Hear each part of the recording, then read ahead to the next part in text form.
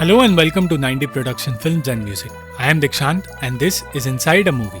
अगर आप इस चैनल पर नए आए हैं तो चैनल को सब्सक्राइब करना और बेल आइकन दबाना मत भूलना। इस वीडियो में हम बात करेंगे 2021 की हॉरर फिल्म मैलिग्नेंट के बारे में, जिसके डायरेक्टर है जेम्स वान, जिन्होंने सॉ, द कॉन्जरिंग और इंसीडियस जैसी फिल्में बनाई हैं। ये कहानी है मैडिसन नाम की औरत की, जिसे अचानक लोगों के खून होते हुए दिखने लगते हैं, पर वो समझ नहीं पाती कि ऐसा उसके साथ क्यों हो रहा है। फिल्म की शुरुआत होती है 1993 में सिमियन रिसर्च हॉस्पिटल में, जहां डॉक्टर वीवर अपने साथियों के साथ अपने एक पेशेंट गैब्रियल पर रिसर्च कर रही है और उसी के बारे में रिकॉर्ड कर रही है। वो कहती है कि गैब्रियल धीरे धीरे और ज्यादा ताकतवर और खतरनाक होता जा रहा है और अगर ऐसा ही चलता रहा तो वो लोग उसे काबू में नहीं रख पाएंगे। तभी उसे खबर मिलती है कि गैब्रियल फिर से बाहर आ चुका है और वो दूसरे डॉक्टर्स पर अटैक करने लगा है।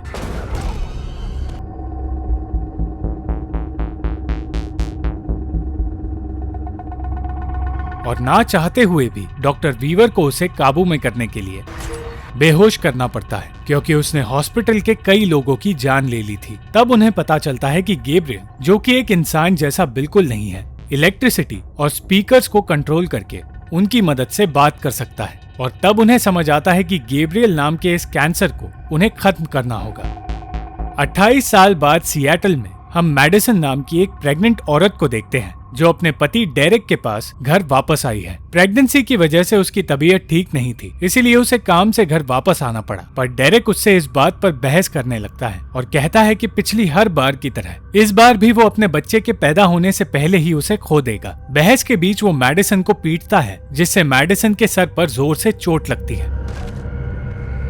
जिसके बाद डेरेक दवाइयां लेने नीचे जाता है, पर मैडिसन अपने आप को कमरे में बंद कर देती है।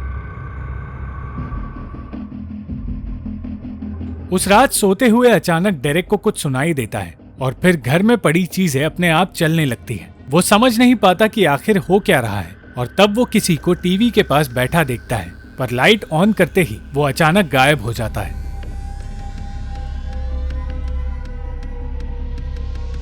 और तब डेरेक पर कोई अटैक करता है, जिसके बाद मैडिसन की आंखें खुलती हैं। अपने सर की चोट देखने के बाद मैडिसन डेरेक के पास जाती है और तब उसे डेरेक की लाश दिखती है।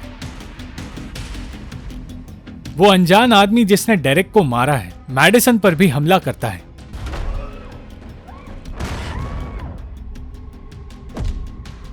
और मैडिसन बेहोश हो जाती है।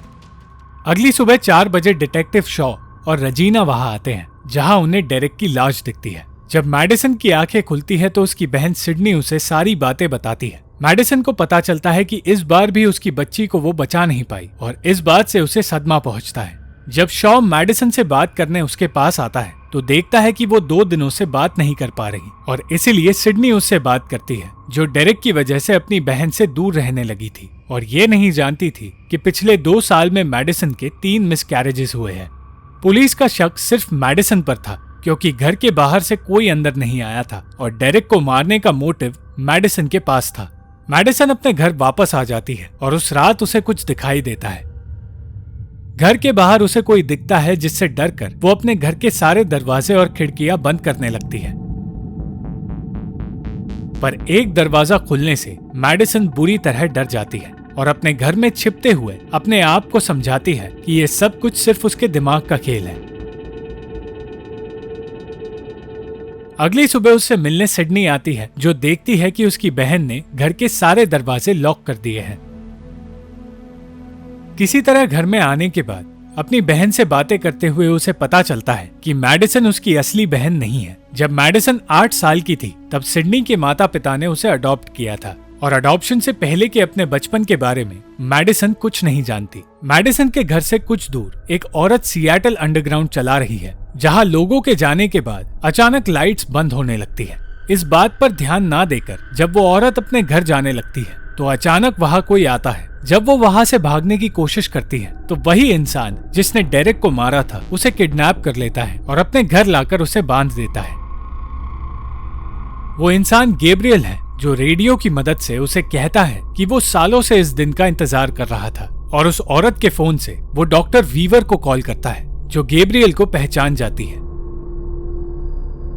उस रात काम करते हुए अचानक मैडिसन के सर से खून निकलने लगता है और तब उसे अपने घर में डॉक्टर वीवर दिखती है।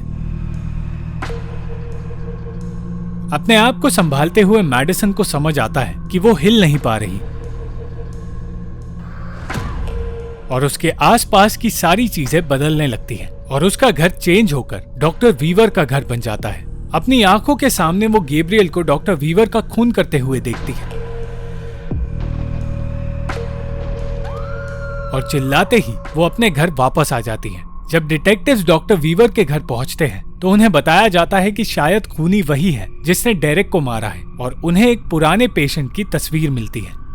वो लोग डॉक्टर वीवर के सारे पेशेंट्स की फाइल्स अपने साथ ले जाते हैं। दूसरी ओर गैब्रियल डॉक्टर वीवर को मिले अवार्ड से ही अपना हथियार बनाने लगता है और अपनी कैद में रखी औरत को धमकाता है।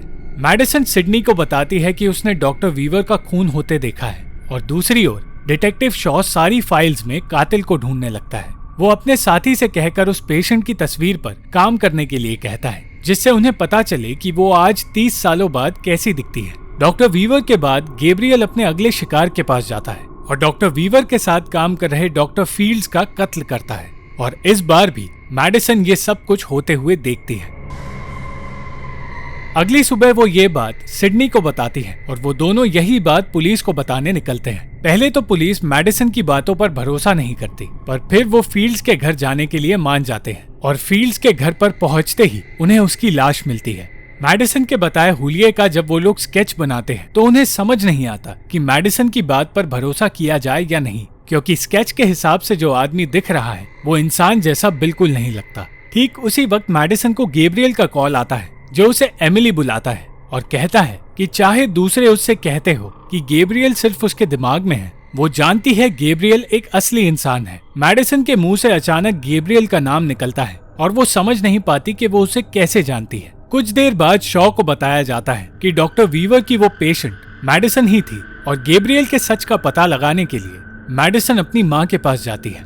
उनकी माँ उन दोनों को मैडिसन के बचपन की वीडियोस दिखाती है जहाँ वो अपनी इमेजिनरी दोस्त गैब्रियल से बातें कर रही थी। इतना ही नहीं, वो गैब्रियल को उसकी प्रेग्नेंट माँ को चोट पहुंचाने से भी मना कर रही थी। दूसरी ओर शॉ को कुछ पेन ड्राइव्स मिलते हैं जिसमें एमिली यानी कि मैडिसन के केस के बारे में बताया गया है और तब उसे पता चलता है कि गैब्रियल का अगला शिकार डॉक्टर ग्रेगरी है।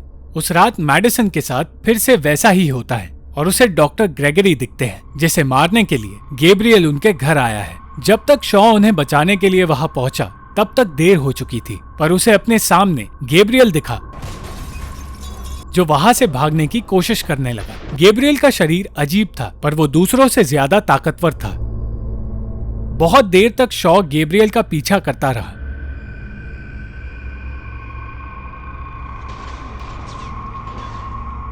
पर किसी तरह गैब्रियल बचकर भाग निकला। मैडिसन को बताया जाता है कि वो असल में एमिली मे है और एमिली की पुरानी भुला दी गई यादों को बाहर लाने के लिए एक हिप्नोथेरेपिस्ट को बुलाया जाता है और धीरे धीरे एमिली को सब कुछ याद आने लगता है। वो बताती है कि गैब्रियल ने हॉस्पिटल से उसके नए घर तक उसका पीछा किया था और जो कुछ गैब्रियल करता था उसके लिए एमिली को हमेशा दोष दिया जाता था। गैब्रियल एमिली के दिमाग पर काबू कर लेता था और उसकी आने वाली बहन को भी मारना चाहता था। ये सारी बातें बताते हुए एमिली होश में आ जाती है और कहती है कि गैब्रियल का मकसद सिडनी को मारना था, क्योंकि सिडनी के आने से एमिली उसे भुला देगी। और जिस बात का डर गैब्रियल को था वैसा ही हुआ है और सिडनी के आने के बाद एमिली सब कुछ भूल चुकी थी। ठीक उसी वक्त वो औरत गैब्रियल के कैद से निकलने की कोशिश करती है और अचानक वो छत से नीचे गिरती है। तब सबको ये पता चलता है कि गैब्रियल ने उस औरत को मैडिसन के घर में ही कैद में रखा था, जिसके बाद अब सबको ये लगने लगा था कि मैडिसन ही सबका खून कर रही है। सिडनी चाहे अपनी बहन को बचाने की कितने ही कोशिश कर रही हो, पर अब शक उसी पर था, क्योंकि उन्हें गैब्रियल का हथियार भी मैडिसन के घर में ही मिला था। पुलिस को समझाते समझाते अचानक मैडिसन को कुछ होता है और तब गैब्रियल शॉ को कॉल करके उसे बताता है कि यह सब कुछ उसी ने किया है। सिडनी अब मैडिसन की मदद के लिए सिमियन हॉस्पिटल जाती है, जो अब बंद पड़ा है और जहां दूसरे पेशेंट्स के साथ साथ मैडिसन की फाइल्स भी पड़ी हुई है। दूसरी ओर मैडिसन को जेल में रखा गया है, जहां उसके साथ बैठे अपराधी उसका मजाक उड़ा रहे हैं। काफी देर ढूंढने के बाद सिडनी को मैडिसन और उसकी असली मां सेरेना की फाइल मिली, जो वो अपने साथ अपने घर ले आई। सेरेना 15 साल की थी जब उसके साथ किसी ने जबरदस्ती की और वो प्रेग्नेंट हुई। उसने 2 बच्चों को जन्म दिया था और जो औरत गैब्रियल के कैद में थी वही मैडिसन की मां सेरेना है। मैडिसन यानी कि एमिली की फाइल देखने पर उन्हें पता चला कि गैब्रियल एमिली से लोगों को मारने के लिए कहता था, और फिर उन्हें ये पता चला कि गैब्रियल ना तो मैडिसन का इमेजिनरी दोस्त है और ना ही कोई भूत। गैब्रियल एमिली का जुड़वा है जो प्रेगनेंसी के कॉम्प्लिकेशंस की वजह से एमिली के शरीर से जुड़ा हुआ है। जब 2 एम्ब्रियोज मां की कोख में एक दूसरे से अलग नहीं हो पाते तो उनमें से एक जुड़वा तैयार हो जाता है पर दूसरा तैयार नहीं हो पाता, और वो एक पैरासाइट की तरह दूसरे ट्विन से जुड़ जाता है। यानी कि गैब्रियल एमिली के शरीर पर डिपेंडेंट है और एमिली के होने वाले बच्चों को मारकर ही वो अपने आप को तैयार कर रहा है। गैब्रियल और एमिली एक ही दिमाग से जुड़े हुए हैं और इसीलिए वो एमिली को वो चीजें दिखाता है जो वो उसे दिखाना चाहता है। दूसरी ओर जेल में एमिली को दूसरे कैदी परेशान करने लगते हैं और पीटने लगते हैं, जिस वजह से गैब्रियल बाहर आने लगता है।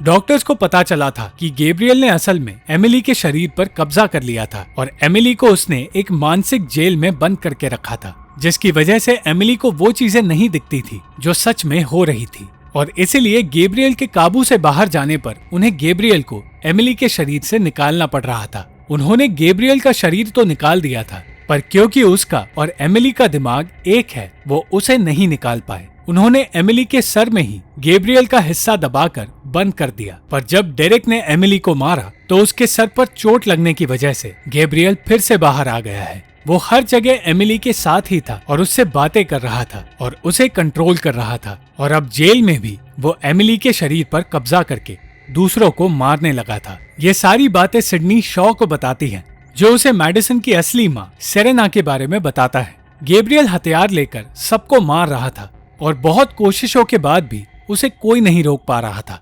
शॉ और रजीना के अलावा उसने सारे पुलिस ऑफिसर्स को मार दिया था और उन्हें मारकर वो वहां से भाग निकला। सिडनी जब तक सेरेना के पास हॉस्पिटल में पहुंची तब तक गैब्रियल वहां आ चुका था और मैडिसन उसे सिडनी और सेरेना को मारते हुए देख रही थी। सेरेना गैब्रियल से माफी मांगती है और कहती है कि वो उससे प्यार करती है और उन्हें अडॉप्शन के लिए देकर उसने बहुत बड़ी गलती की है। तब वहां शॉ आता है जिसे सिडनी गोली चलाने से रोकती है, पर फिर गैब्रियल शॉ पर और सिडनी पर हमला करता है। सिडनी कोशिश करती है कि मैडिसन होश में आए, पर ऐसा कुछ नहीं होता। मैडिसन होश में आने की कोशिश करती है, पर तब तक गैब्रियल ने सिडनी और सेरेना को मार दिया था। पर फिर गैब्रियल को पता चलता है कि यह सब कुछ मैडिसन का खेल था। मैडिसन ने अब अपने शरीर पर फिर से काबू पा लिया था और जिस तरह गैब्रियल ने उसे मानसिक जेल में डाल दिया था, उसी तरह मैडिसन ने अब गैब्रियल को जेल में कैद कर लिया था। वो जानती है गैब्रियल फिर से बाहर आने की कोशिश करेगा, पर अगली बार जब वो बाहर आएगा तब मैडिसन तैयार होगी। अंत में सिडनी को बचाकर मैडिसन उससे कहती है कि चाहे वो उसकी असली बहन ना हो, पर वो हमेशा उसे प्यार करेगी। Thank you for watching the video. अगर आपको ये वीडियो पसंद आई तो लाइक, शेयर और कमेंट जरूर करना और चैनल को सब्सक्राइब करना मत भूलना।